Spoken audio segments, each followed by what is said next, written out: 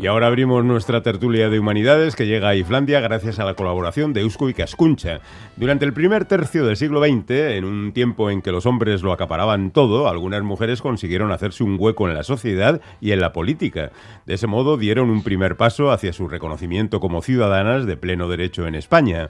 Los nombres de aquellas pioneras hoy son conocidos: Victoria Kent, Clara Campoamor, María Alejárraga. Junto a estas hay otras mujeres que no suelen salir en los libros de historia, pero cuyas biografías merece la pena rescatar. Es el caso de la navarra María Lacunza Ezcurra, una de las primeras abogadas que hubo en España y sobre la que acaba de ver a la luz una biografía con cuyo autor vamos a hablar. Autor que nos presenta ya nuestro estimadísimo Juan Aguirre. Hola, Juan, arratsaldeón. Hola, arratsaldeón. Hola, Quique, feliz. ¿Qué tal estamos? ¿Bien? Pues sí, me apetecía traer este tema antes de acabar el curso porque es un libro que reúne tres virtudes que no suelen ser muy habituales en las publicaciones. Por un lado, el tema, que como vamos a ver ahora es muy interesante, la vida de María Lacunza. Segundo, que es una investigación muy rigurosa sobre un personaje que es un poco escurridizo, no es fácil atraparla y además muy bien escrito.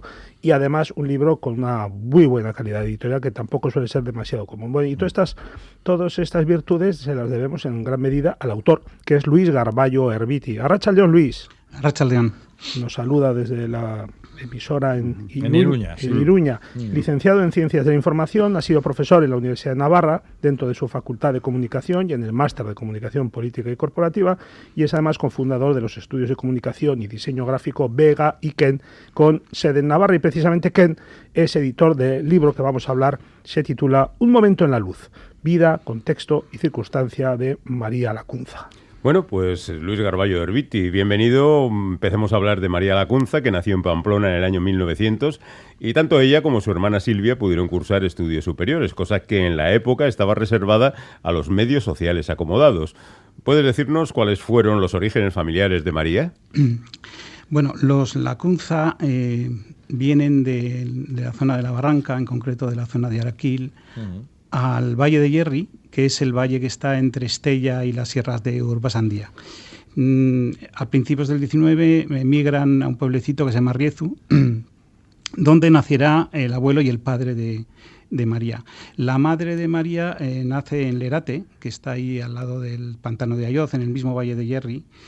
Y la verdad que era una familia muy sencilla, por eso también tienen que irse de la hacienda de la Barranca, buscando una suerte mejor. Y este hombre, que en principio, el padre de María, que en principio estaba predestinado a ser un hombre de campo, vivir, no tenía una gran hacienda, sino más bien pues vivir pues malamente, lo que hace es, se presenta a unas oposiciones para maestro y saca la plaza. Y entonces ahí su vida cambiará, ¿no? Su destino cambia por completo. Y tras muchas vicisitudes, que recorre todos los pueblos del Valle de Yerri, también del Valle de Allín, que está al lado, y de maestro. Era un maestro singular, porque era un maestro solo para escuelas, lo que llaman incompletas, es decir, aquellos pueblos donde no había suficientes niños y niñas para hacer una escuela completa, es decir, una para niños y otra para niñas, como era entonces, hacían una escuela común. Y los maestros que llevaban esas escuelas no tenían que tener estudios magisterios, sino que se examinaban, ¿no? Este hombre, bueno, pues tendría pues talento y sale adelante y luego, bueno, su vida es muy azarosa y yo creo que tiene que ver mucho también con la vida de María, ¿no? Ese espíritu que tiene también de romper con el destino al que parece que estaba predestinado. Y con María pasa algo parecido luego, ¿no? Sí, claro, porque María... Luis estudió Derecho en la primera Universidad de Zaragoza, luego en la Universidad Central de Madrid, y era además la única mujer, en esos 5 cursos de la carrera, era la única mujer que estudiaba Derecho en ambas universidades. Claro, es que en aquel tiempo, como tú recuerdas muy bien en el libro, se consideraba que una mujer estudiara estudios superiores era algo impropio de su sexo, se decía. Sí. Incluso, ojo, algo más, incluso se veía como una amenaza al orden público la presencia de una mujer en las aulas públicas. Y no es broma. Es demasiado. No es broma. Es así, ¿no, Luis? Bueno, es que no solo en los estudios superiores. Cuando nace María, que nace en 1900 con el siglo, en Navarra, fijaros, en Navarra no había... ninguna chica estudiaba el nivel de grado medio, o sea, lo que es el bachiller. Ninguna. Ni en el Instituto de Pamplona, ni en ningún colegio privado, religioso, seguramente. Y sin embargo, ella cuando empieza a estudiar en el año 14, que estudia todo el bachiller en el Instituto de Pamplona, aunque acabó en Vitoria por una circunstancia, bueno, pues ella es la única chica de su clase, siempre.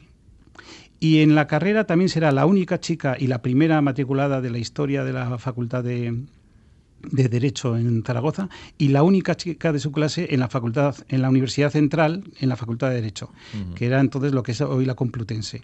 Ella siempre ha estado sola, era lo que yo llamo en algún momento soledad de género, ¿no? Era una mujer adelantada a su tiempo y les pilla, digamos, a los varones pues bueno, es la novedad, ¿no? Y hay una cosa que lo que comentaba Juan. Cuando iba a clase, no solo en el instituto, sino también en la facultad, ella no entraba por la puerta con los chicos. Ella iba a la sala de profesores y cuando el profesor salía hacia el aula, le acompañaba a ella. Que no la dejaban nunca solos con los chicos. Iba escoltada. Sí, y de hecho en los recreos también estaban aparte. Bueno, el caso es que le sentaban también una sillita junto al profesor o en el primer pupitre de la clase, ¿no? Y esto fue una constante en su vida. Yo creo que también marcó un poco su carácter, ¿no? Luego hay una cosa que llama mucho la atención, es que durante sus estudios en Madrid, tanto María como su hermana Silvia se hospedan en la residencia de señoritas que depende de la institución, la mítica Institución Libre de Enseñanza. Suponemos que la estancia en aquella residencia, dirigida por la vitoriana María de Maeztu, y por donde pasaban algunas de las principales figuras del pensamiento y de las letras de su tiempo, dejaría huella en la joven María, ¿no? Por supuesto.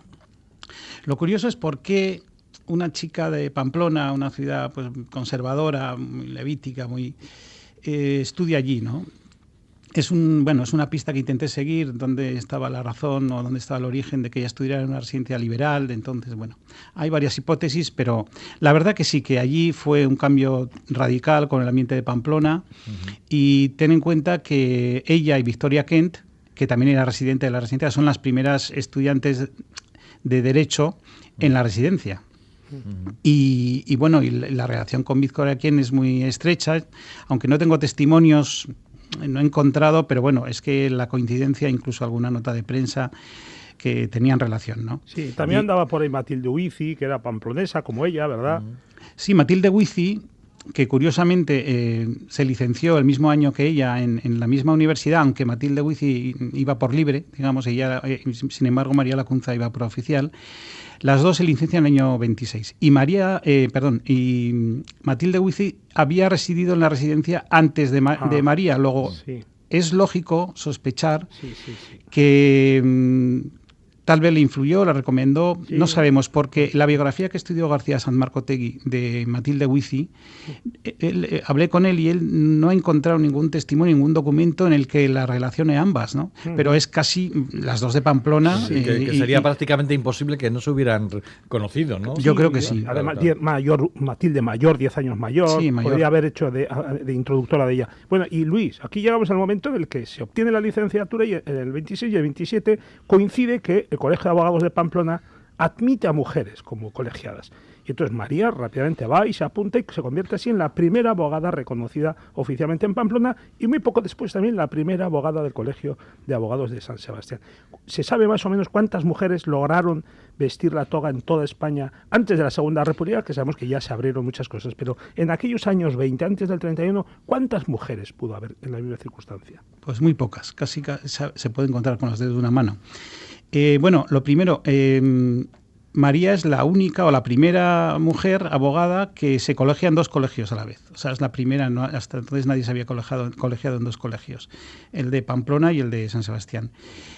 Antes de la República, solo hubo 6 abogadas que ejercieron, o sea, que defendieron una causa, digamos, en un tribunal, ¿no? Que son Ascensión Chirivella, que es la primera abogada española, que es de valenciana, y es la primera colegiada en el Colegio de Valencia, y después vendrían pues Victoria Kent, Clara Campoamor, Matilde Huici, María Lacunza y Concha Peña. Esas son las 6 primeras mujeres antes de la República. Oye, en 1932, curiosamente, María abandona la abogacía e ingresa en el Ministerio de Agricultura, Industria y Comercio. ¿Qué le pasó? ¿Por qué dio ese giro? Bueno, El año 31 muere su padre. Hay una cosa importante, y es que estas abogadas que he dicho que ejercían la abogacía, el derecho, no vivían de su bufete. Era imposible. Todas tenían otro oficio. Victoria Kent, por ejemplo, trabajaba en la secretaría del Instituto de Escuela. Clara Campoamor había sacado las oposiciones del Cuerpo de Telégrafos y luego sacó otras oposiciones del Ministerio de Instrucción Pública.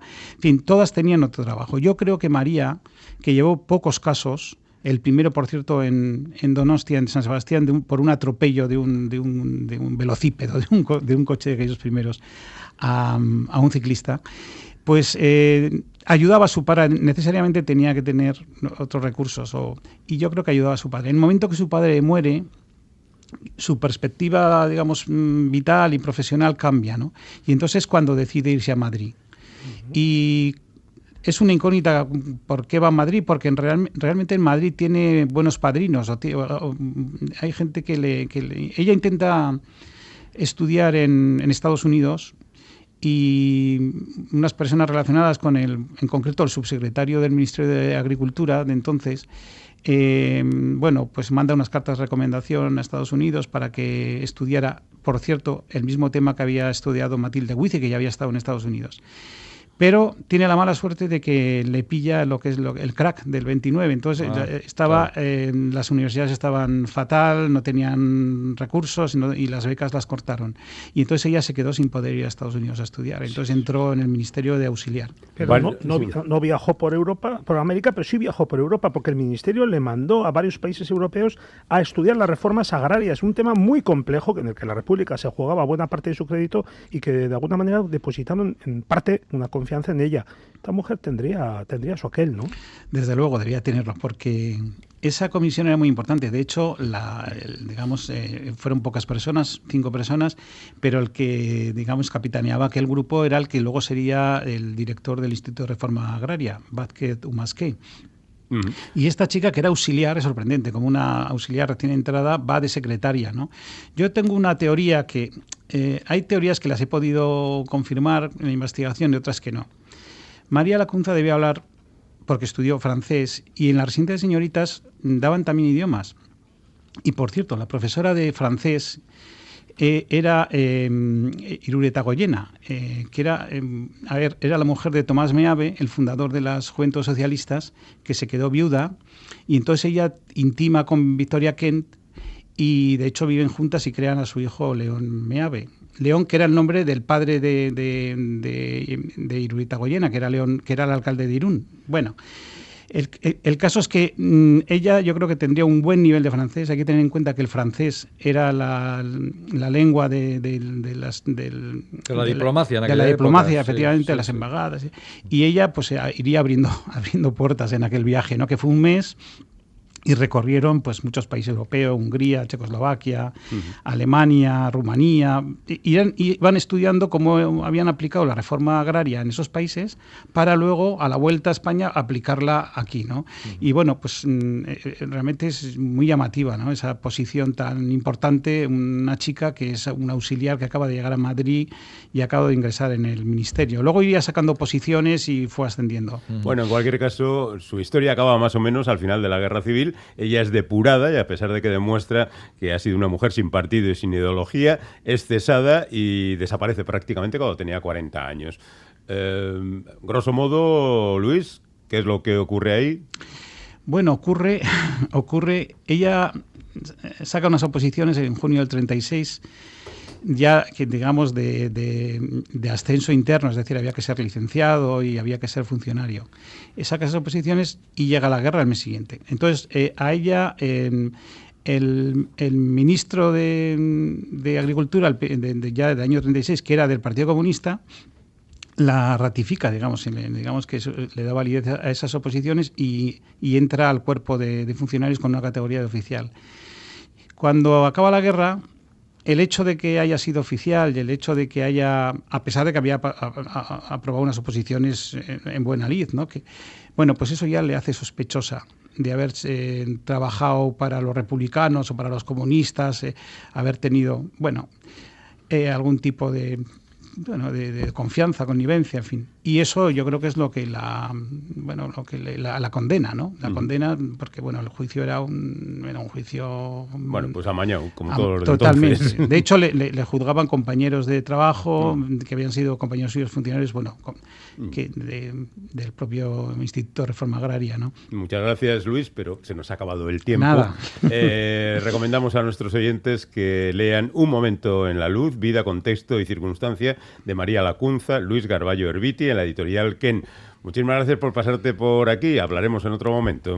De nada. Muy bien. Y Juan, agur. te esperamos dentro de 15 días, Aquí- última de la temporada. Sí, señor, aquí estaremos. Venga, hasta luego. Agur. Agur, agur. Adiós, Luis. Adiós.